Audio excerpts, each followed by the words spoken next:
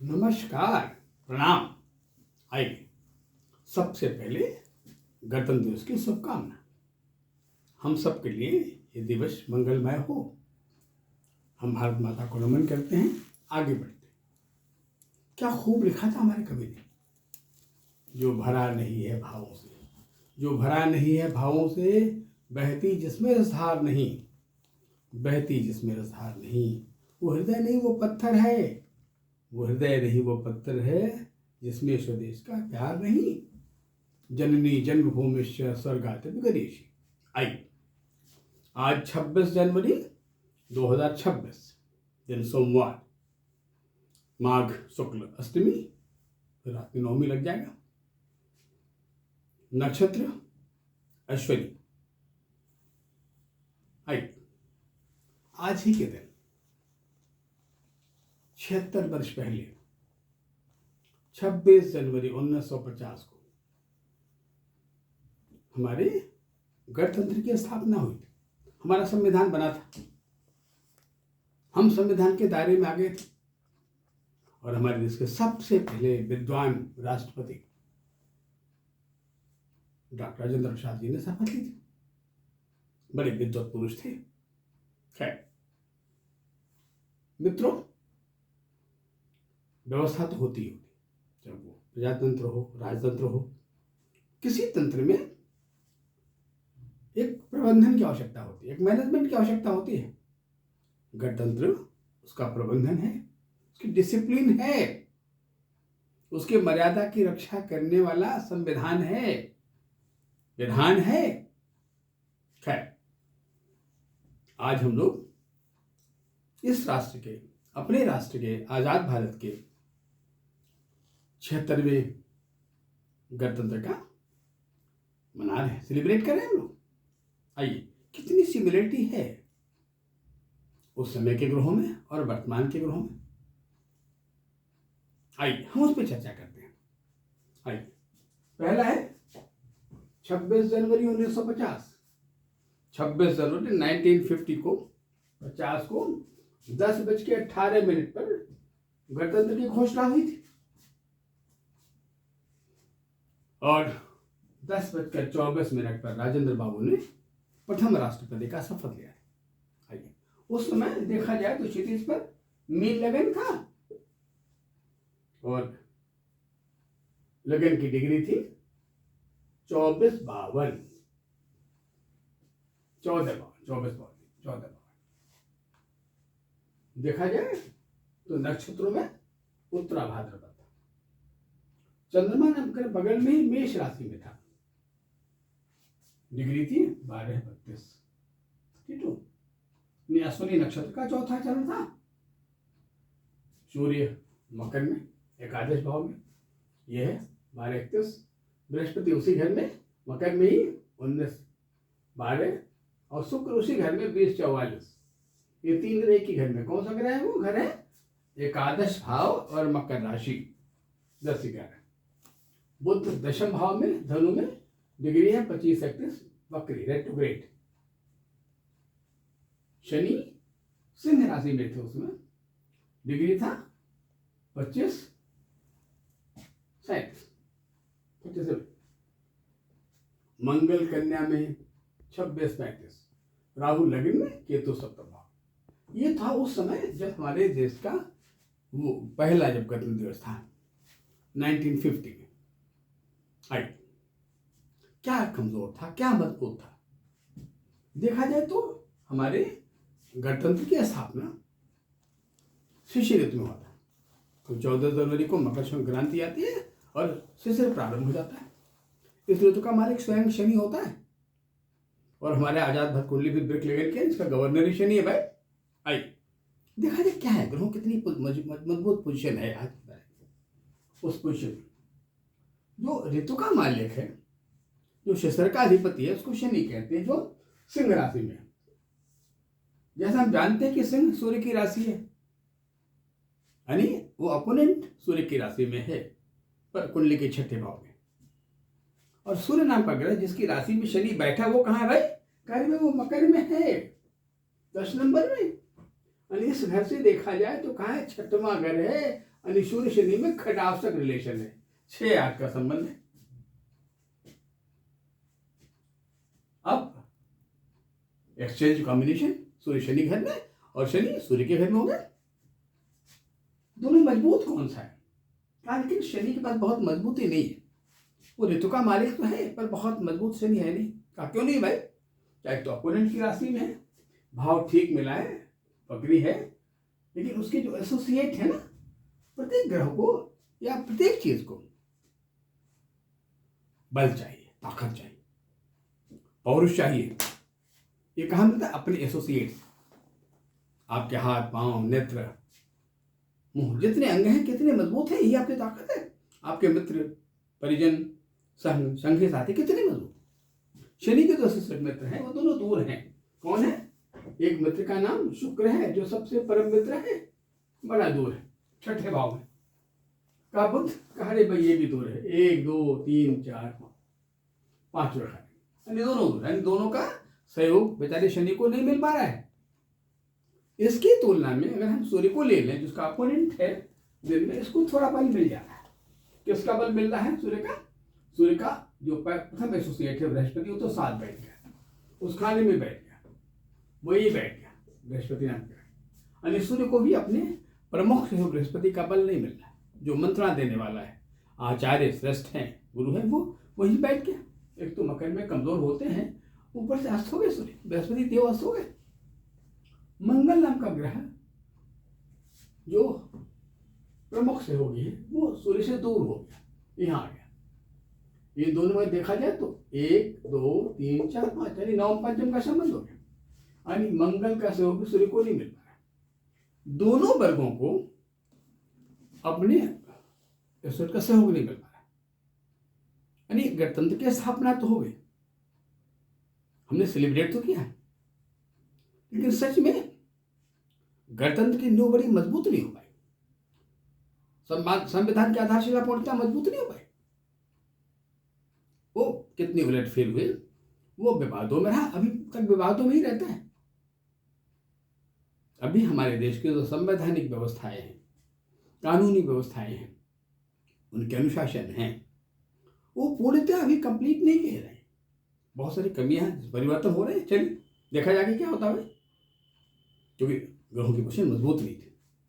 आइए चलते चलते चलते चलते देश ने 76 वर्ष गणतंत्र के बिता लिए। आज 76 पूरा हो गया, यानी गणतंत्र अपने 7 नंबर गिनती में चल रहा है। अब आज के बाद से क्या होगा? 77वां साल शुरू हो जाएगा गणतंत्र का, डबल 7। 7 ही क्या पूछ, ये अंक कहाँ है? तुला कहते हैं कितना मजबूत कमजोर है। क्या ये मीन लगन में, चूंकि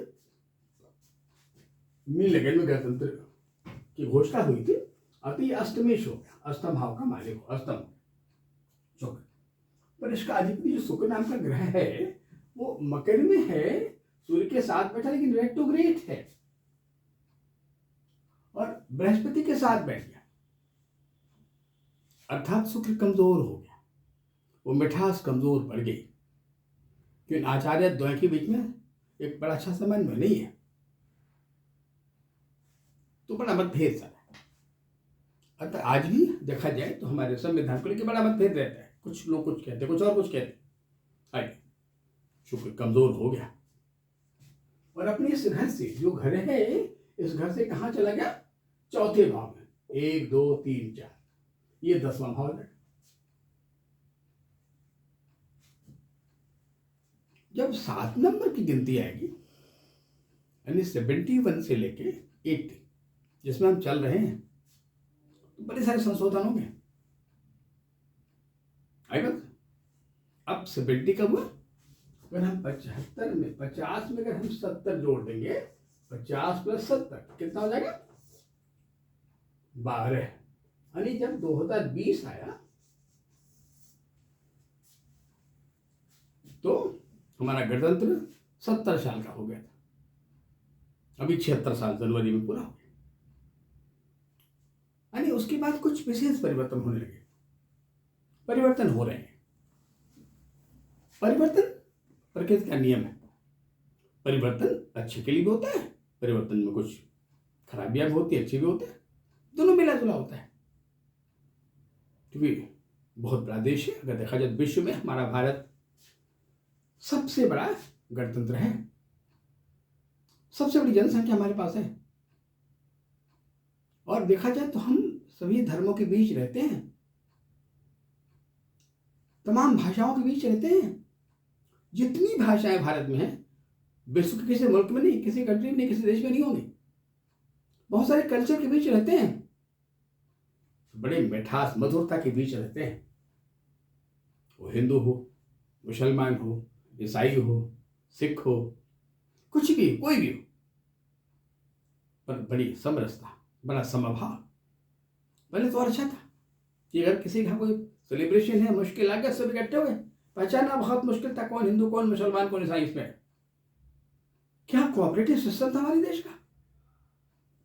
कुछ बंटवारे ने चौपट कर दिया, कुछ व्यवस्थाओं ने चौपट कर दिया, कुछ राजनीति ने चौपट कर दिया।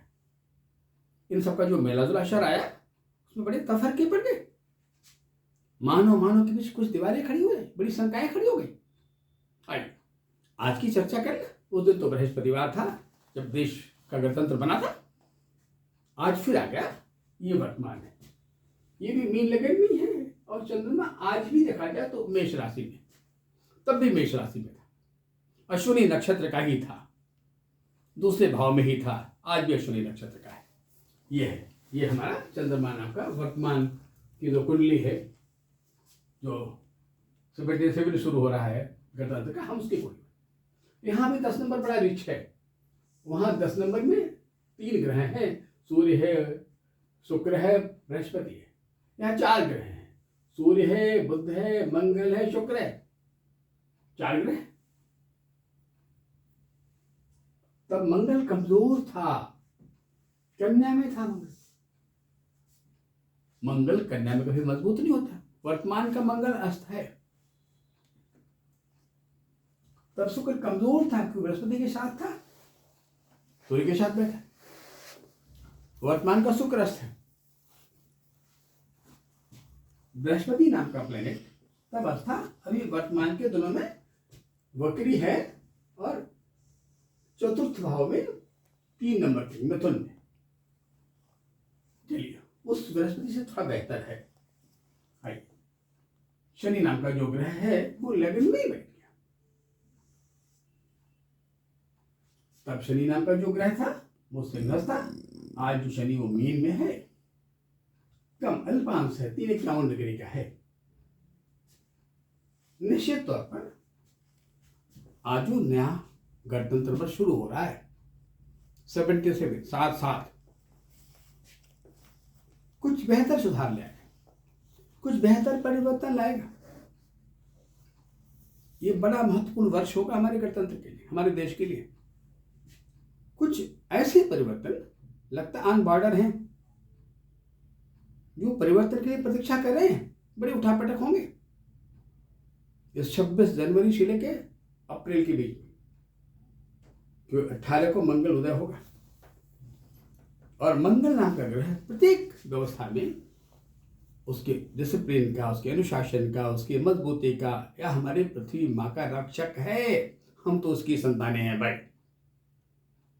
जब ये रक्षक कमजोर होता है तो व्यवस्था तंत्र कमजोर होता है। और इस किस्म की ऐसी घटनाएं, अप्रत्याशित घटनाएं होती रहती हैं, जो हमारी कल्पना से परे होता है, बड़ा सरप्राइजिंग होती है। कभी ऐसी गलतियां होती थी, और हम तो शुरू से उस धरती पर पैदा होते हैं जहां अतिथि देवो भव की संज्ञा दी जाती है। अतिथियों का सम्मान करते थे, अतिथि कोई भी हो। अभी तो भाई भाई बीच का संबंध बड़े बिगड़ने लगे हैं। वो हिंदुस्तान बड़ा कमजोर होता गया। जो गरीबी में था लेकिन कोऑपरेटिव था, जो गरीबी में था बड़ा सम्मानपूर्ण था, जो गरीबी में था लेकिन बड़े बड़े ज्वाइंट फैमिली हुआ करती थी। कितने मेंबर है साहब? 50 मेंबर एक फैमिली में, बड़े बड़े बर्तनों में खाने बनते हैं। 40 मेंबर हैं, 32 मेंबर हैं। अब तो हम बटे हैं न्यूक्लियर फैमिली में, छोटे छोटे परिवारों में बटे। अब तो दो रूप होने लगा हमारे अंदर की बाड़ी में कुछ और है, सोच में कुछ और है। मैंने हमारे चित्त को देखा जाए, वाणी को देखा जाए तो सामंजस्यता नहीं है। वाणी में कुछ और, चित्त में कुछ और है। मनुष्य का विश्वास उठता जा रहा है, कमजोर पड़ता जा रहा है। हम भले कुछ मामलों में आर्थिक विकास की तरफ हो, हमारे बीच बड़ी सड़कें, बड़े पुल, बड़े कल कारखाने, बहुत सारे मेडिकल कॉलेज सब बनते जा रहे हैं। हमारा रहन सहन भी उठता जा रहा है। इतनी गाड़ियां हो गई जो जगह नहीं खड़ी करने के लिए। ये भौतिक विकास बढ़ता रहा है। लेकिन क्या ये भौतिक विकास हमारे आंतरिक स्तर को, हमारे संवेदनशील स्तर को, हमारे भावनात्मक स्तर को, हमारे आत्मीय स्तर को क्या भी मजबूत कर रहा है? क्या हमारी मानवता भी विकसित हो रही है? क्या पहले से बेहतर मनुष्य हो रहे हैं? कहना बहुत मुश्किल होगा। आप कह सकते हो कि शिक्षा का स्तर बढ़ा है, आप कह सकते हो कि बड़े कॉलेजेस खुले हैं, आप कह सकते हो कि अब तुम्हारे पास बहुत सारी पीएचडी की डिग्रियां मिल जाती हैं, बहुत सी डिग्रियां बढ़ गई हैं। पर ये प्रोफेशनल है, कॉमर्शियल है, व्यवसायिक है, वो मानवीय शिक्षा नहीं हो रही, वो मानवीय ज्ञान विकसित नहीं हो रहा है जिससे मानवता की रक्षा हो सके, जिससे वो संबंधों की मिठास की रक्षा हो सके।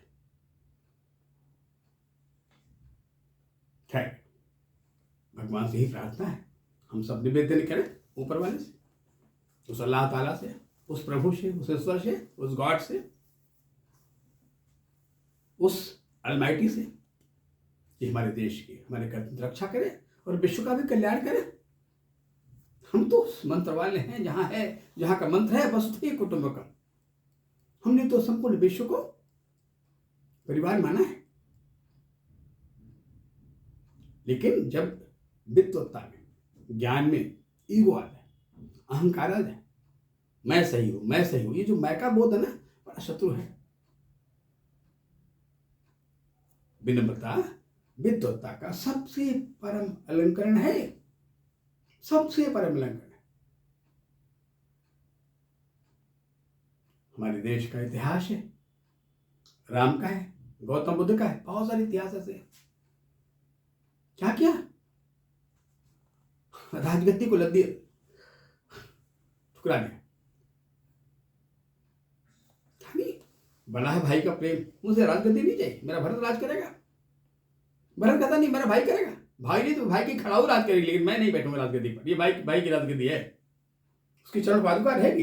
ये हिंदुस्तान है भाई, ये भारत है भाई, ये वो देश है जहां एक राजकुमार एक बड़े साम्राज्य का राजा का पुत्र, बड़ी नहाय उस समय की जो सबसे खूबसूरत थी यशोधरा, उसका पति, उस मासूम बच्चे का पिता, तो बड़ा सुंदर था। बस ज्ञान की ऐसी उपस्थिति, उस प्रकाश का ऐसा तेजोमय प्रकाश कि त्याग की भावना, वैराग्य की भावना आ गई और निकल पड़ा भिक्षुक बनने के लिए। कहा जो सुख भिक्षुक बनने में है वो सुख इस राजगद्दी पे नहीं, ये तो बैठ है। ऐसा हमारे देश का इतिहास है। आई बात, हम बड़े संपन्न रहे, हम आतुर रहे। हम तो अपने अतिथियों के स्वागत में बड़े गुणगान क्या करते थे। हम तो कहते थे कि तू रे प्रसन्नता भवदी करती कलो चतृप्तो न तो चुक्षु में। हे संबंधी जन, हे मित्रजन, हे प्रियजन, हे अतिथिजन, अतिथिगण, हमने दूर से उस आपकी कृति को सुना था और करलो चतुर, हमारे कान बड़े खुश हो गए थे। न तो चक्षु में, लेकिन नेत्रों को खुशी नहीं मिली, देखा नहीं था आपको ना। दोनों बड़ा विवाद हो गया, लड़ गए दोनों, कौन? हमारे कान और नेत्रों ने। कहन ने कहा कि अरे भाई, हमारे अतिथि, हमारे मेहमान, श्री मेहमान बड़े उत्कृष्ट हैं, उत्तम हैं। हाँ, आपने कहा मैं मानूंगा नहीं, बिना देखे बाद मैं विश्वास नहीं करूंगा, और हम विनम्र भाव से आपकी सेवा में हाजिर हो गए। ये हिंदुस्तान का इतिहास है, ये भारत का इतिहास है, ये भारत की गरिमा है। और अच्छा था, हम लोग कितने भाग्यशाली थे, जो देश का प्रथम राष्ट्रपति मिला, वो बड़ा विद्वान मिला, बड़ा विनम्र, बड़ा हम्बल मिला। नाम था डॉक्टर राजेंद्र प्रसाद। जिनका जन्म हुआ था, कब जन्म हुआ था? 26 जनवरी 1950 को दिन था बृहस्पति। नहीं, जिनका जन्म था 3 दिसंबर 1884 को। कहाँ? जीरादेई, बिहार में पैदा हुए थे। बिल्कुल बड़ा विद्वत पुरुष, जहाँ दोनों आचार्य, बृहस्पति 9 भाव में, एकादश भाव में, और मंगल को तो कंबाइन हो, जिसमें बड़ा पांडित्य और बड़ा सरल, कोई प्रदर्शन नहीं, बड़ा सिंपल नहीं, और हमारे राष्ट्रपिता से बड़े ओतप्रोत। वो देश के पहले राष्ट्रपति थे, और पहले एक ऐसे राष्ट्रपति थे जिन्होंने 2 सत्रों तक राष्ट्रपति रहे। उसका जितने भी राष्ट्रपति रहे वो 5 वर्ष के ही रहे। पंडित राजेंद्र प्रसाद जी थे जो 2 बार राष्ट्रपति थे। उस विद्वत पुरुष को भी हम नमन करते हैं। खैर, आज की बात हम यही समाप्त करते हैं। अगले एपिसोड में और बातें करेंगे। तब तक के लिए नमस्कार, प्रणाम।